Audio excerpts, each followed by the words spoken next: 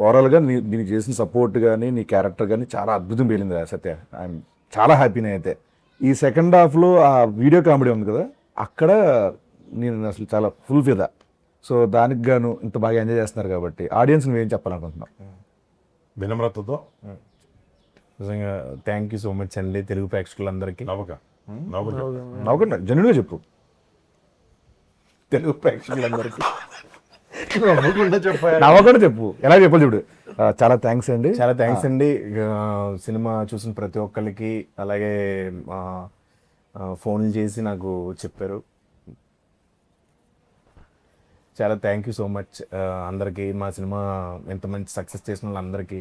Sir ఏమన్నారు నిన్న, boss ఏమన్నారు నిన్న మన సక్సెస్ మీట్లు ఏమన్నారు? నిజంగా శిరస్సు వంచి మనం చెప్పాలని చెప్పారు. అలా చెప్పమని నీట్గా. ముందుగా నేను ఆయన బాస్కి చెప్పు. కాదు నిజంగా నేను హ్యాపీ. నువ్వు ఒకవేళ అక్కడ ఉంటే, సక్సెస్ మీట్లో ఉంటే మేబీ సత్య చాలా బాగా చేశారు, పక్కన నుంచి పెట్టుకుని మాట్లాడేవాళ్ళము. షూటింగ్ అయిపోయింది, అప్పటికే అయిపోయి ఆయన మాడే టైంకి నేను లైవ్ చూస్తున్నాను. నిజంగా లైవ్ చూస్తున్నా నాతో మాడుతున్నట్టుంది ఆయన. అవును, నువ్వు నన్ను చూస్తున్నావు అని చెప్పి నన్ను అడ్రస్ చేశారు. నాకు నిజంగా నేను చిన్నప్పటి నుంచి, అంటే చిన్నప్పుడు నాకు తెలిసి వెళ్తే మామూలుగా అందరూ ఫ్యాన్స్ ఉంటారు, చాలామంది ఫ్యాన్స్ ఉంటారు, బోల్డ్ మంది ఆయన కలిసి ఉంటారు. చూసినప్పుడు నేను చిన్నప్పుడు మా ఇంట్లో వాళ్ళు చెప్పేవారు, చిన్నప్పుడు చిరంజీవి గారు కనపడితే నేను సీట్లోంచి లేచి ఇలా ఇలా ఇలా ఇలా అంటూ ఉండేవాడిని, రియాక్ట్ అయ్యేవాడిని. అలాంటి వాడిని నేను.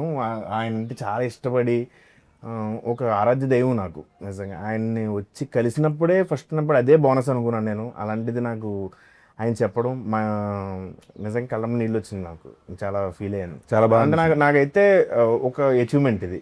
నిజంగానే అది నిజంగా ఇది ఒక అచీవ్మెంట్ కింద ఫీల్ అయింది. అది మాత్రం ట్రూ.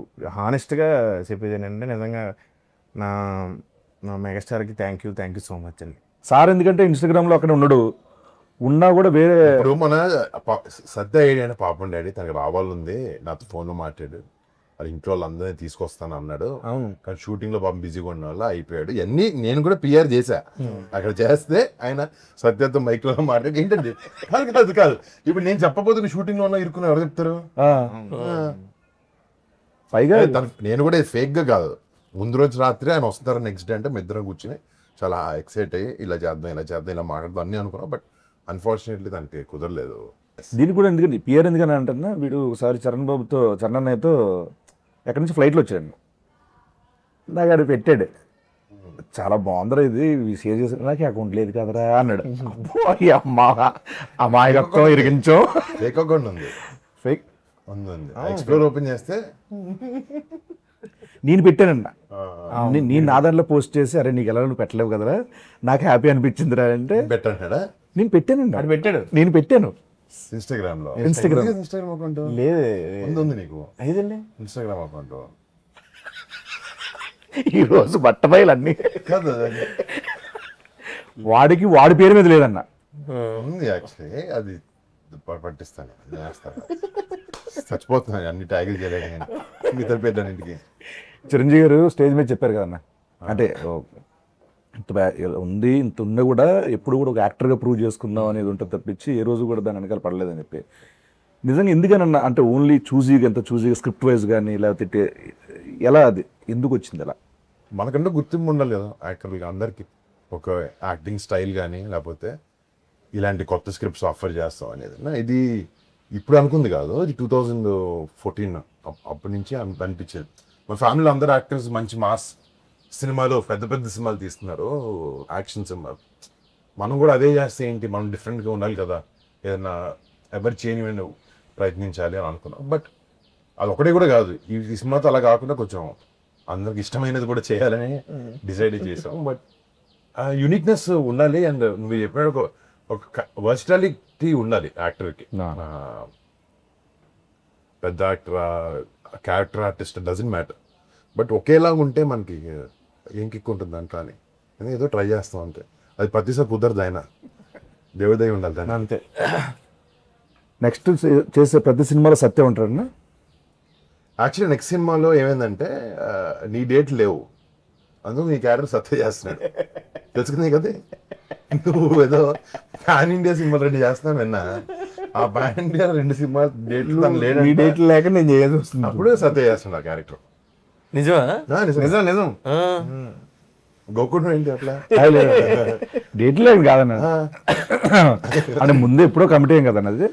దాని డేట్ లేకపోవడం అంటారు. డేట్ లేపడం కాదన్న, మనది మీది చిన్న కాళ్ళు దీనివల్ల డిలే అయింది కదన్న, దానివల్ల అవి క్లాష్ అయినాయి అన్న. యాక్చువల్లీ ఇది ఇరక్క ముందే అయింది. ఇది ఇరక్క ఇరకముందు కాదన్న, అంత లేదు. ఇరకముందు కాదన్న, తర్వాతే తర్వాత ఓకే, అది ఇంటర్వ్యూ ప్రూవ్ చేస్తాను. ప్రూవ్ చేసి ట్రీట్మెంట్ ఇస్తాను లోపల. మనం మాడుకుంది మొన్న. తర్వాత సరే చూద్దాం. గుర్తు అడిగి మరీ కొట్టించుకోవడం.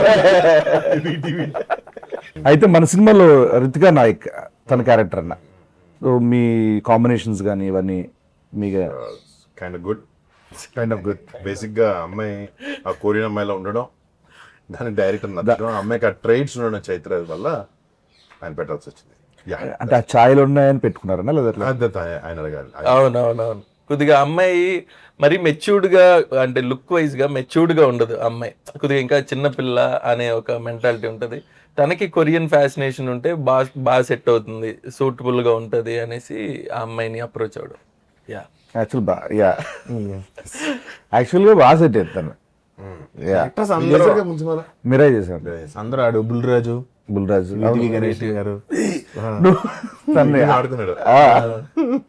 బాగుంటది ఆయనతో. బుల్రాజు ఆడైతే అంటి పెట్టుకుని ఉండేవాడు నన్ను షూటింగ్ అంతా. Thank you so much and congratulations. Thank you. Korean Kanakaraju successful గా థియేటర్ రన్ అవుతుంది. ఇంకెవరైనా చూడకపోతే కనుక మీ ఫ్యామిలీ మెంబర్స్ చెప్పండి, మీ ఫ్రెండ్స్ చెప్పండి. Korean Kanakaraju in theatres.